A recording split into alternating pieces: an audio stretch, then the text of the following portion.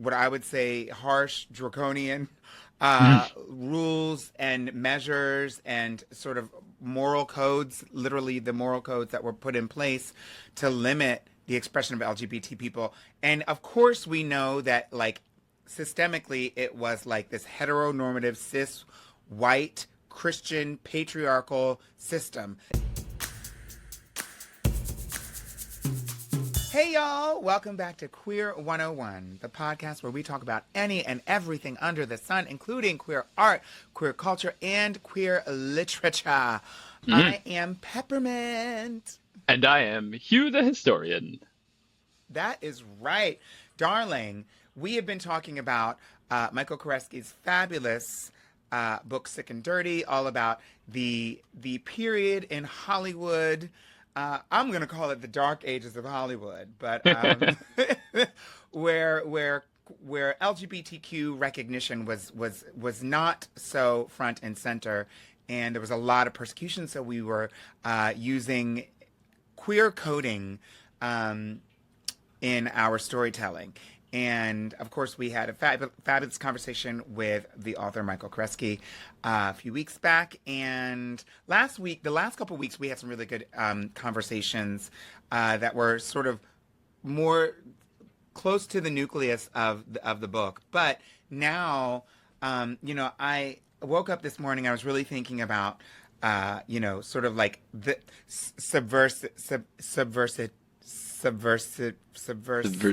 Is that a thing? Is that a word? It is now. We've made it. Okay. Subversiveness in the world and in certainly in Hollywood and survival. Like when we were looking at queer codedness and queer coding characters also as parallel to the actors who were also closeted at the time. Those two things are inextricably linked. And all the things that someone does when they're feeling desperate, when they're feeling oppressed, when they're feeling they don't have a lot of options, we might make decisions that we wouldn't normally make, including oftentimes the sort of the perpetrators or the people that were perpetuating the need for queer coding to begin with, the sort of very, what I would say, harsh, draconian rules and measures and sort of moral codes, literally the moral codes that were put in place to limit the expression of LGBT people. And of course, we know that, like, systemically, it was like this heteronormative, cis, white, Christian, patriarchal system that was dictating how women, people of color, and obviously queer people would be not only treated as human beings in the industry, but then also would be portrayed as characters and the messages about them that would be sent through the culture. And they were well aware that they were creating art that was influencing culture in terms of media. But as we talked about the close connection to race and my sort of sensitivity to the queer codedness, because I was able to see that there was a lot of racist things, certainly problematic depictions that we would never do now or that we wouldn't do now about race, and especially Black folks and Asian folks, Chinese folks and Asian folks. They were doing it, honey. There's so many, but Lady and the Tramp, those two. Oh yeah, Siamese we are cats. Siamese. Oh my God, it was like straight up racism. Yellowface. Yeah, yellowface. And so we were seeing that, and that being aware of that helped me quickly suss out the queer characters that were sort of like hidden just beyond the curtain. But to that same token, I'm seeing, and I'm able to sort of, oh, my light just went out. Light just disappeared. Yeah. With it. Yeah. My light is like, no. My light is like, no. I just have to. The darkness has swept in. The darkness came in because we're talking about the real darkness, darling. Yeah, the dark thing. The queers that were behind the scenes, the ones that were actually working in Hollywood at the time and continue to work in through systems of power that are steering the ship, or at least the close advisor. It almost is like life imitating art. The villain who is obsessive and sort of hidden and subversive and conniving and ruthless, you know, like we were seeing in these cartoons, oftentimes in real life was the studio exec or was the agent or the person that was saying, you know what, I know who's gay. Right. You know, and right. doing that. Yeah, they're the real queer villains. They're the ones who are literally hiding in plain sight and determining some of these like roles, some of these storylines, how we interpret them. You know, they're like Jafar, the hidden power behind the throne. It's these you know, gays against gays who are oftentimes, not always, you know, I don't want to make it out like every homophobic villain is a closeted gay person because that drives me nuts. It's such a lazy stereotype. But of course not. There are so many of those queer people Let's just put it this way. Many of them who are closeted are working to maintain like the energy that's put in, the energy that can go into being in the closet sometimes gets devoted or diverted to maintaining the closet. And the only way to maintain the closet is to police who is in and out of the closet. That's how that and they have to do it because it gives them power. They stay in the closet and then they say, oh, this person is gay, you know, and I know that because I'm gay, though I'm not going to say that. And therefore, if we maintain the closet and I give you that information, then they fall down and I rise up. You know, I think there have been so many of those people historically that we can see. You know, the one that always comes to mind, and I think that Michael mentioned her in Sick and Dirty, but the one that always comes to mind for me is the gossip columnist Liz Smith, who was like a huge gossip columnist in the 80s and 90s. You know, she had everybody on the phone, every celebrity, every star, and everybody in New York knew that she was a queer woman in a long-term relationship with other women. But she would get furious if anyone talked about the gay lives of celebrities, if she supported Pat Buchanan, the conservative politician. I know, or not Pat Buchanan, Pat Buckley, whose husband actually, Buckley. I was gonna say Pat Buckley, not Buchanan, different, but whose husband recommended that people with AIDS be tattooed on their shoulders and on their asses so that nobody else would get it from them, right? Because it's only junkies and gays.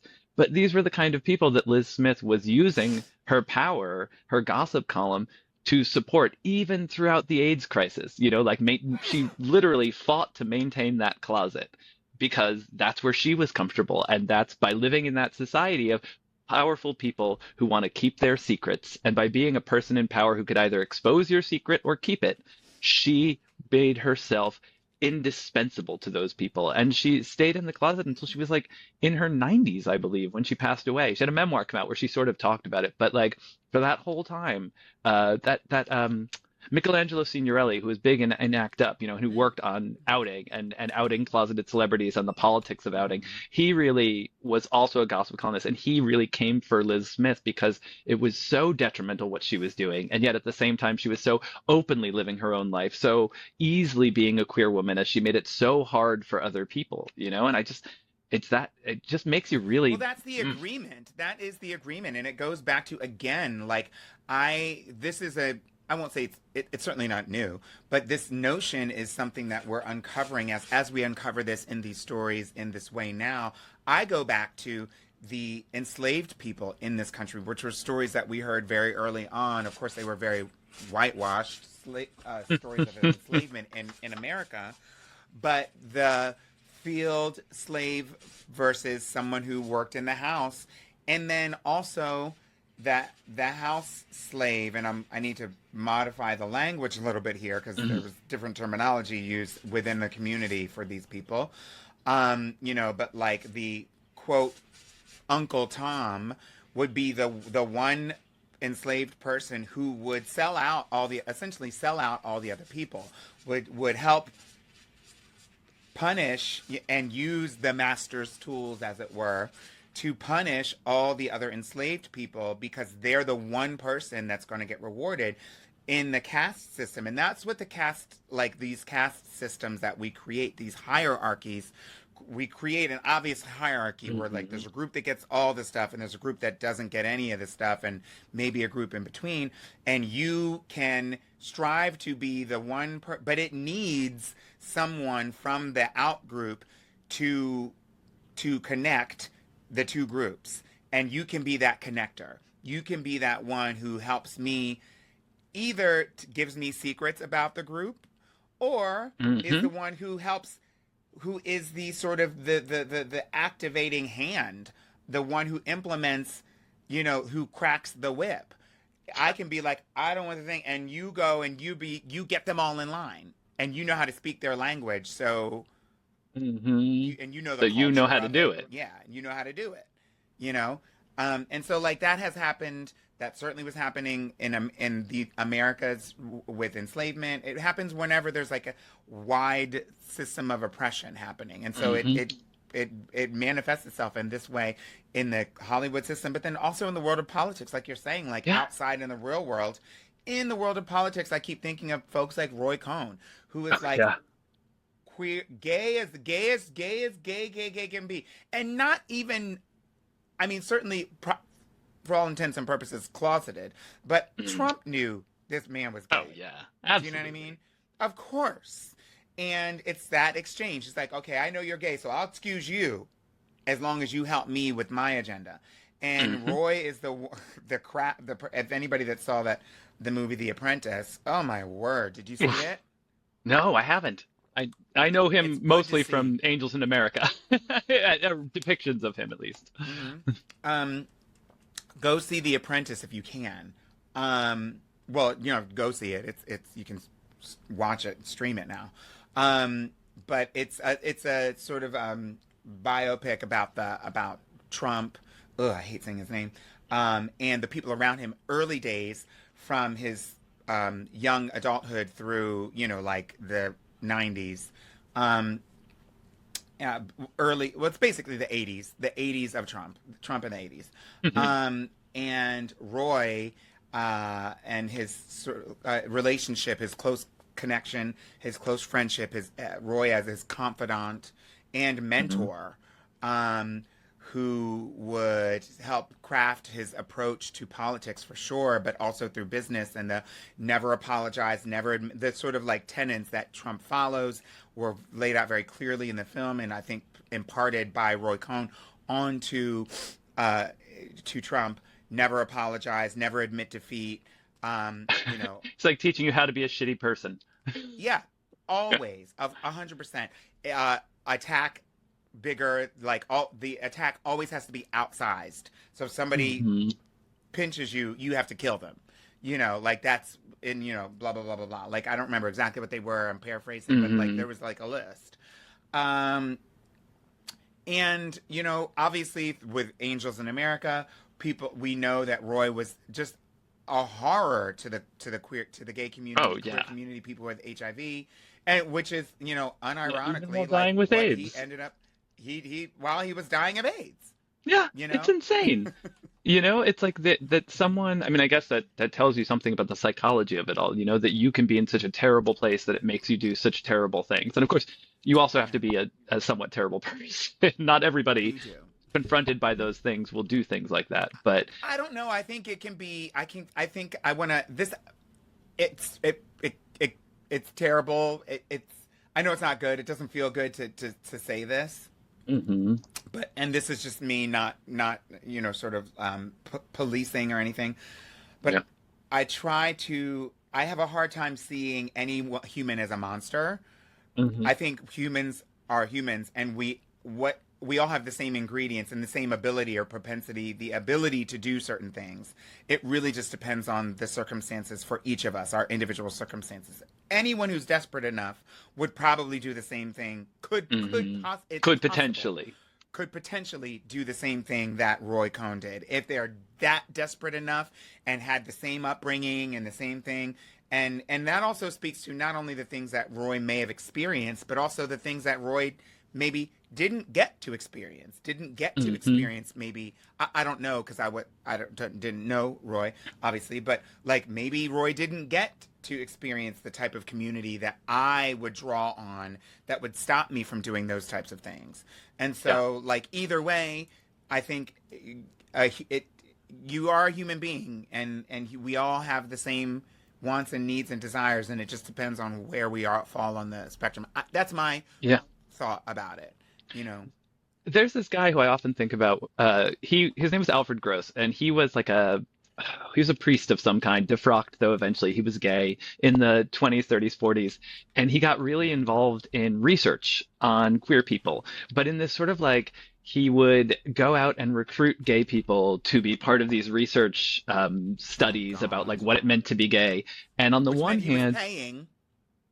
and he was recruiting them to these real initiatives. But on the other hand, he was sort of closeted and would do weird things, like try to set himself up on dates with some of these people. And he worked with the Surprise, police, so surprise. we would put these people on probation in order to study them. And it was like sometimes he was like, I'm helping them, but often it was this like really negative lens. And when World War II rolls around, and the government needs to screen homosexuals out of the military, he's the person they call on because he's the expert by this point, right? And so he was the one, it was this gay guy deciding whether or not gay guys would pass their screening tests to get into the war. And you hear from some people that he let them in even though he knew they were gay, other ones he kept Of out course even he though they did. weren't. But he's like it's sort of like Roy Kwan in some ways, but for me at least a little more complicated. I have a hard time, not viewing Roy Kwan as a villain. Alfred Gross, though, Oh I no, sort of he's a villain. see He's definitely a villain. not a villain, but I guess as a monster. It's hard for there's so little redeeming. At least with like He's a someone like person Alfred that does a Gross, I can see monstrous it. things. You know what I mean? Yes, that is a good way to think about it. He's And a person that does who acts inhumanely. yes, acts cruelly and teaches others to act cruelly. And Hmm. but I do think that there are a lot of people who fall into that camp of like, well, things are so awful for me and I've experienced so much bad shit that I'm gonna like replicate it, pass it on, be part of that power. In New York City, Ed Koch. I mean, he's the mayor. Ed Yeah. Koch is the one I always think of. He starts off his life as a somewhat like liberal politician when he's like a council member in the village and he's pushing for gay rights legislation, but that disappears as soon as he wants to be mayor and as soon as he works his way up the ranks. Mm. It's like And then I suddenly, in that same in a similar vein, thinking about like that era, the 80s and the 80s in New York, in big city, East Coast politics, New York, things like that. Certainly think about Boston and the like priest scandal, the Catholic Church scandal, and it's obviously on a different page, but it is still people being oppressed and silenced, and then the oppressors of the people who are perpetuating that, using that power of silencing individuals, families, and young victims of sexual abuse to perpetuate it, yeah, and it's the same thing, I think, at least that's how I view it, in terms of yeah, the the power dynamic.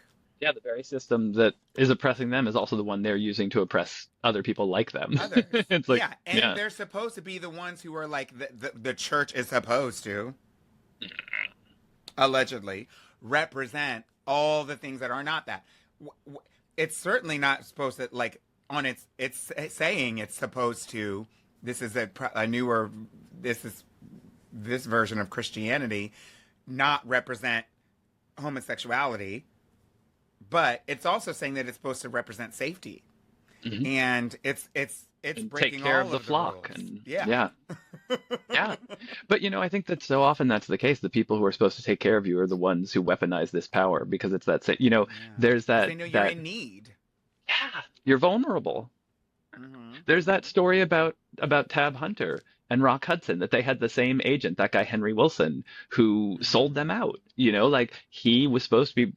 I mean, yes, it's a commercial relationship, right? But your agent's supposed to take care of you. It's supposed to be on your side. It's supposed to like Hmm. represent you and navigate you through this world. And yet he sold out one of his clients and told tabloids that Tab Hunter was gay in order to keep Rock Hudson out of the news, right? He was sort of like picking who he wants to support and who he'll bring the sort of hammer of homophobia down on.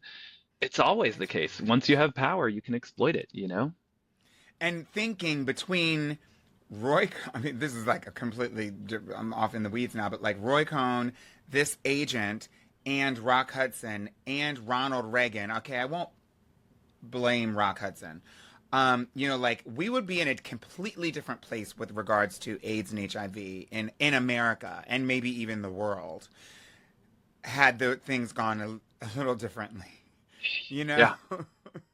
Yeah, you wonder if like Nancy Reagan had picked up Rock Hudson's phone call, if the whole world would be different now. You know, it is wild, but it just goes to show that, and I do draw this back to, yes, it was a cultural thing, and yes, it's fear. What is the fear? The fear is that they will end up penniless and broke and ostracized without community and Hmm. without the ability to take care of themselves. They'll lose their career and they'll lose their power. And so Yeah, lose their losing status. power and losing status, power and money. I think but the power and money are more important perhaps than the status, because it is possible to have cultural status without having power or money. But I think losing access to power and money is what intoxicates or Mhm. gets these people to do the things that they end up doing. And Yeah. treating people poorly, oppressing people, using the system to discriminate and harm Hmm. others knowingly for the sake of a dollar. Yeah, if you've had that system used against you or aware of how it could be used against you, then you're aware of how to use it against other people. So it becomes the like Exactly. natural lever to grab. You know how it works and you know Yeah. how to use it. Yeah. And so that's what, and I think that we have, that is the daily practice of capitalistic exploitation, of witnessing people be exploited with money and power on a daily basis in the workplace is what allows us to do it culturally, I think. Like so I think you're easily, so right. I mean, I think you it's know? how many of our conversations come back to, and it's capitalism's fault. I know, it's true, it's true. And but I mean, we always end up back at the same square, but you're right. Maybe it's a good place to leave it. Yeah, I think yeah, good place to leave it for today. But as always, we'd love to hear what you think. Listeners, viewers, no matter how you are receiving our transmission, what do you think about gays who sell out other gays? What do you think about our queer villains who are not coded at all? What do you think about Roy Cohn and Liz Smith and all of these people? Let us know. Are they monsters or are they people who do terrible things? I mean, they're obviously people who do terrible things, but like, are they like, is there no situation where they could be redeemed? Or is there no situation? Do you think that people, hey, do you know any people that are just like monsters to the core and there's no way? Or what? Like, let us know in the comments. I'm actually interested in that as a conversation piece as well. Yeah, But of absolutely. course, remember that we will be back each and every single Tuesday. It's next week is my birthday. I guess it would be my birthday show. So make sure whatever you're going to do, I'm not talking to you. I'm talking to the audience. Just make sure you are thinking celebratory thoughts when you're listening to us next time. And drop a cake Um, or a candle in the comments if you've gotten this far. Like, celebrate Pep's birthday with yeah. us. And of course, you can find us everywhere that you find your favorite podcasts on this here interwebs. And of course, if you are listening to us, you should also consider going over to my YouTube channel so that you can see us smiling as we're talking about these wild things. And if you are watching us, please go on over and take a listen. Either way, subscribe to us, follow, and share this with at least 3 friends. That's the assignment, because anytime you do that, it helps us out greatly in the algorithm, and it doesn't cost you a thing. Yeah, Yeah, 3 that's what friends I for have to say Pep's about that. birthday. And if you're not a member of our Alstora book club, hop over there, sign up. We're going to be discussing Sister Outsider by Audre Lorde next, so look forward to that And if I you're am already a member so of the ready. club. Oh yeah, I I am cannot so wait. ready. This is going to be a good one. So, see us here next week, and we'll talk to you on Tuesday. Thank you for watching. Bye. Bye. Thank you so much for joining us today. This podcast is part of Pride House Media, hosted by us, Peppermint and Hugh, produced and edited by Josh Rosenzweig, with original music composed by Nell Balaban. If you enjoyed this episode, then don't forget to subscribe wherever you listen to your podcasts. And while you're there, leave us a rating and a review. It really helps others discover the show. You can stay connected and join the conversation by following us at Peppermint 24/7 or write to us at questions@queer101podcast.com. Thank you for listening. And remember, our history is your history. Stay proud, stay curious, and we'll see you next time on Queer 101.